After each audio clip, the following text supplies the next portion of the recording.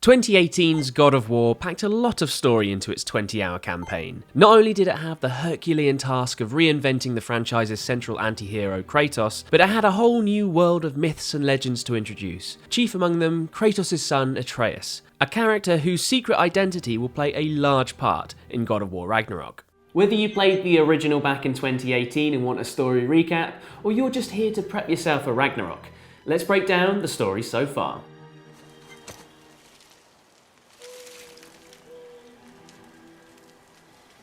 God of War kicks off its grand narrative of gods and monsters in a very human way.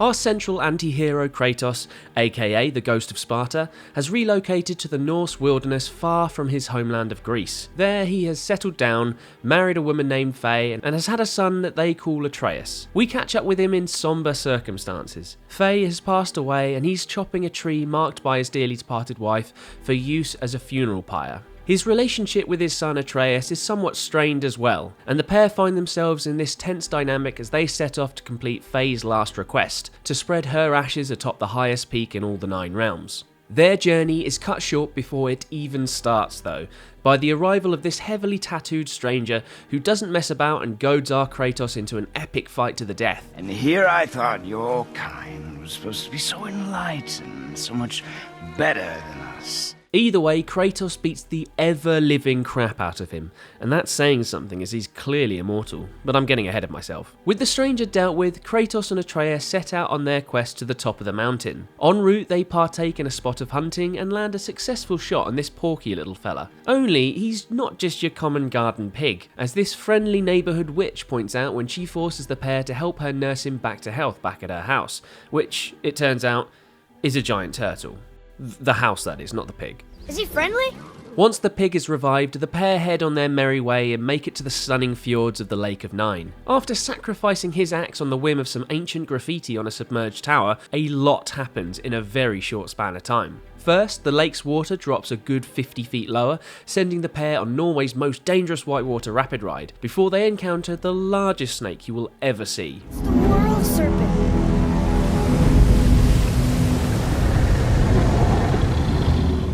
This turns out to be the World Serpent, a giant snake supposedly big enough that his whole body can wrap around the entirety of Midgard, the realm of mortals.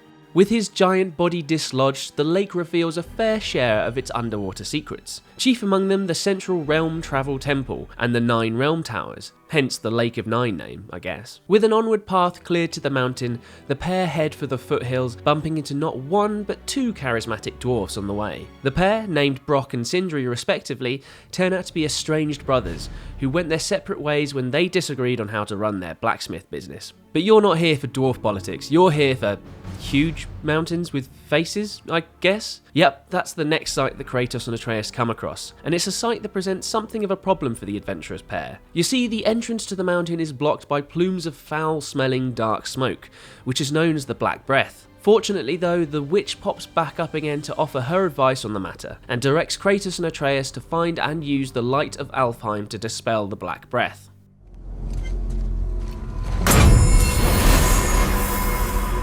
What now? Give it a moment. The temple needs time to wake up from its long slumber.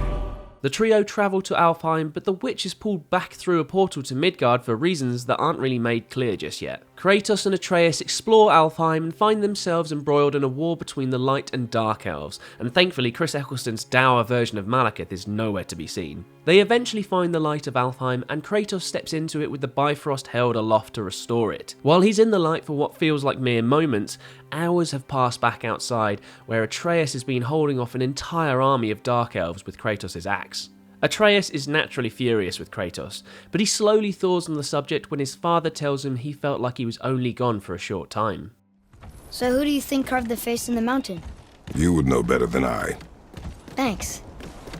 Back at the mountain, they use the Bifrost to dispel the Black Breath and start their ascent of the highest peak in Midgard. On the way, they encounter a giant lightning dragon attacking Sindri, which Kratos slays in a grandstanding showcase of bravado. I mean, just get a load of this.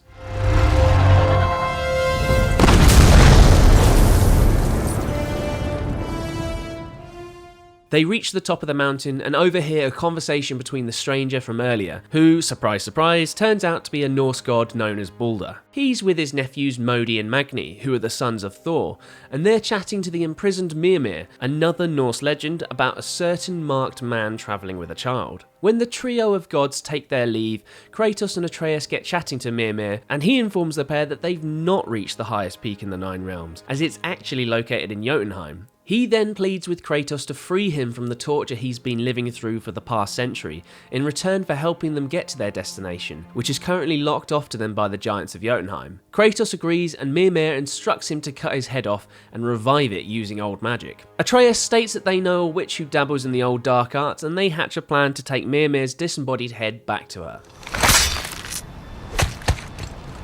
Father, she is here! It is so good to see you again.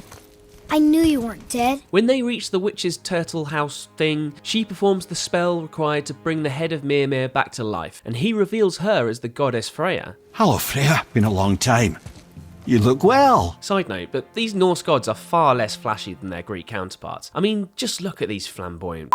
I digress. Kratos immediately distrusts Freya on account of her being a god, a feeling that might have a little something to do with his past feud with the gods of Olympus. They leave, and Mimir informs them they need to go and talk to the World Serpent, who can help them access Jotunheim. Mimir blows on a big off horn, which is impressive seeing as he has no lungs, and after a quick chat with the giant snake, he points them in the direction of a magic chisel that they need to access the realm of the giants. Charting a course north, Mimir leads them to yet another impressive sight, the frozen corpse of Thamur, a giant who was slain by the god of thunder himself, Thor. They access a chunk of the required chisel, but before they can make it back to the Lake of Nine, they're ambushed by Magni and Modi, the aforementioned sons of Thor. After a tense fight, Kratos absolutely slaughters Magni, sending his brother Modi fleeing off into the tundra, cursing the Greek god's name.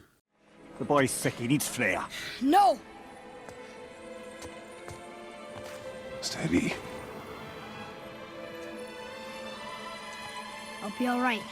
After their stunning defeat of an Aesir god, even if he was a minor one, Kratos and Atreus head to the Temple of Tyr, the Norse god of war, to locate the travel rune to Jotunheim. While there, they're attacked by a seething Modi, who pins Kratos down with lightning. Coming to his father's aid, Atreus attempts to attack Modi, which doesn't really amount to much as he's a kid. But wait, did you see that? Yeah. Atreus briefly glows an angry red, showing signs of his father's Spartan rage, only he has no idea of the power lurking in his DNA, and keels over in a coma as a result of the power surging through his body. Whoops. I think I broke him. Meanwhile, Kratos' Spartan rages out for real and overpowers Modi, who scampers off whining into the distance. Mimir senses the drastic situation and orders Kratos to take the boy to Freya. When they get there, Freya says that to save him, she needs the heart of a troll from the Norse realm of the dead Helheim. She gives Kratos a word of warning though. His frost axe will be as useless as a chocolate teapot in the frozen wastes of the dead. Desperate to help his son, Kratos resigns himself to unearthing his past and rearming himself with his iconic Blades of Chaos, a fiery relic of his violent history, which are hidden back at his cabin. He takes Freya's boat and takes an extremely reflective boat ride back to the cabin, so reflective that his past literally manifests itself in front of his eyes in the form of one of his old tormentors, Athena, the Greek goddess of wisdom. Kratos forces her out of his mind once he dons his iconic blades and begins the risky journey to Hell and back. The Bridge of the Damned. And there's the Keeper, making sure the dead are really dead. Kratos travels to Helheim, slays the troll and rips its heart out, and just as he's about to turn back towards Midgard, he's stopped in his tracks by a sight that he's not seen for well over a century. He's confronted by the giant face of his father Zeus, who leers down at him from the green skies of Helheim. Kratos. And flustered by the presence of his long-dead father, Kratos inadvertently reveals his Greek origins, and Mimir recognises him as the ghost of Sparta. I'm dangling from the hip of the bloody ghost of Sparta. Do not call me that. As they leave Helheim, Mimir implores Kratos to tell his son the truth about who he is when he wakes from his coma, and so it's with this heavy weight hanging over him that Kratos returns to Freya. He hands over the troll heart and the Norse goddess revives Atreus, and on the way out of the witch's cave, Kratos finally tells Atreus the truth behind his godly origins, alongside the fact that Atreus also possesses godly powers, although what they are remains uncertain. I wonder who else knew I was a god. Freya for sure. Rock and Sindri? They do not need to know. With all that behind them, the pair heads back to Tyr's vault, and after making it past some traps that would confound even Indiana Jones, they secure the Jotunheim rune marker. As they journey back up the mountain to the gate to Jotunheim, the news that Atreus is a god starts to fully sink in.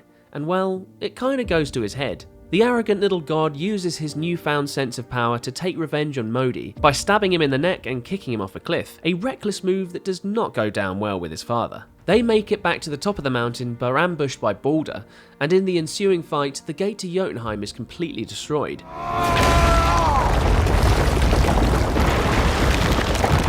Balder kidnaps Atreus, and Kratos follows in pursuit by jumping right off the mountain and onto a dragon? Wow, where the hell did that come from? The fight continues atop the dragon, and the trio end up in the depths of Helheim. As they make their slow and steady way back to Midgard, Kratos and Atreus witness Balder having a vision of an altercation with his mum, who turns out to be Freya. They're arguing over a spell that Freya has cast on Balder, an allusion to the myth of Freya's fear of Balder dying. In the myth, she goes around and makes every living thing, and, well, quite a few not living things, promise to never kill or harm her son. They all promise as the story goes, and hey ho, Balder is immortal. The upshot of this is he can't feel anything, hence why he's such an immoral, crotchety bastard in the game. Either way, Kratos and Atreus make it out of hell by flying, yes, flying, an ancient boat back to Midgard. It's a little bit like that dirigible sequence from The Mummy Returns, only colder and more Scandinavian. Look, clearly that's Tyr. Travelling somehow. Perhaps magically. Back in the land of the living, our central pair suss out that Tyr has found a secret backdoor into Jotunheim, knowledge that was passed on to him as a result of his close alliance with the giants. Turns out this backdoor is actually an upside down door found right beneath the realm travel temple, and to access it all you have to do is flip the whole temple. Yep, Kratos does just that.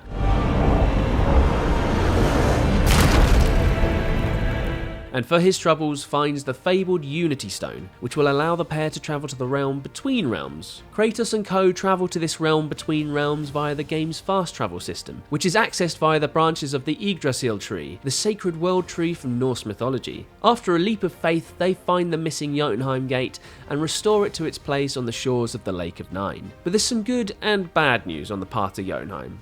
Firstly, the bad news. There's no travel crystal, which means, well, they can't get there. But secondly, the good news. Mimir can use his eyes to act as the crystal. If they can find his second eye, that is. Long story short, they deduced that the missing eye is actually in the belly of the world serpent, because, well, of course it is. It's the statue lost to us. He thinks it might still be in his stomach. And he's open to letting you roll into his mouth to look inside. All of which leads them to the mad situation of having to canoe into a giant snake's mouth, which is the sort of thing you'll only find in a God of War game. They retrieve Mimir's lost eye, but on the way out are thrown from the snake's mouth to the frozen corpse of the giant Thamer, where they encounter first Freya, and secondly her estranged son, the absolute beast that is Balder.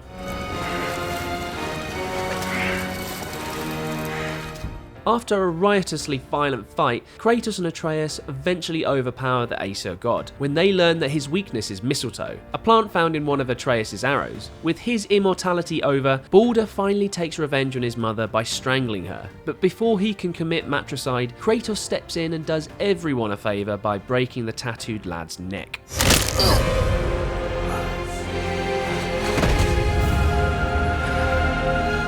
Freya U-turns from near death at the hands of her own son to absolute devastation at Balder's demise in mere seconds. An emotional rollercoaster that surprises Atreus until it's pointed out that any parent would mourn for their child, no matter how much of an arsehole they are. Or were, I guess. Freya curses Kratos for his treachery and vows to make him rot in hell. But first, she pops off to bury her dearly departed little god.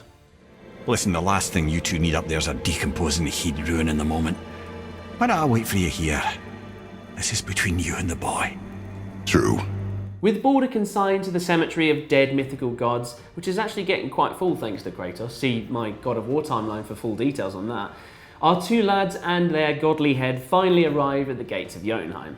But on their way to the peak of the mountain, they land upon a treasure trove of lore, courtesy of the seemingly omniscient giants, including Faye, who it turns out was also a giant. Yet they discover a giant fresco on the walls of a mountaintop temple that basically foretells every last detail of their adventure. Not only that though, the stone tapestry spills the beans on two major spoilers that have yet to pass. Firstly, Atreus is referred to as Loki by the giants, a name that Kratos confirms when he reveals that that name was Faye's first choice for the boy. But secondly, Kratos, and Kratos alone, witnesses part of the fresco hidden behind a curtain that foretells of his death, which throws up another tantalising teaser for events to come in Ragnarok. And to be fair, he's had a good innings at this stage, so he's not too fussed. After all these bombshells, the pair make their way to the peak and finally scatter Faye's ashes as per her final requests.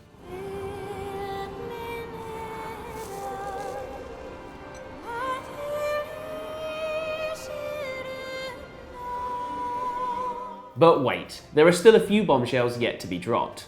Firstly, the small matter of the arrival of Fimbulwinter, which you probably haven't heard of. What you definitely have heard of is what it leads to, the cataclysmic end of the Norse world Ragnarok.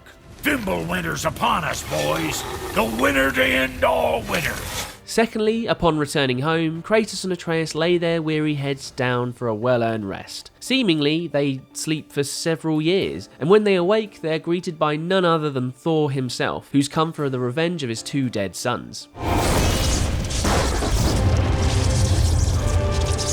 Only several years haven't passed as the pair awaken a second time with Atreus regaling his dream of Thor to his father, but with the rather ominous caveat that it felt more like a prophecy, which is yet another juicy tease for God of War Ragnarok.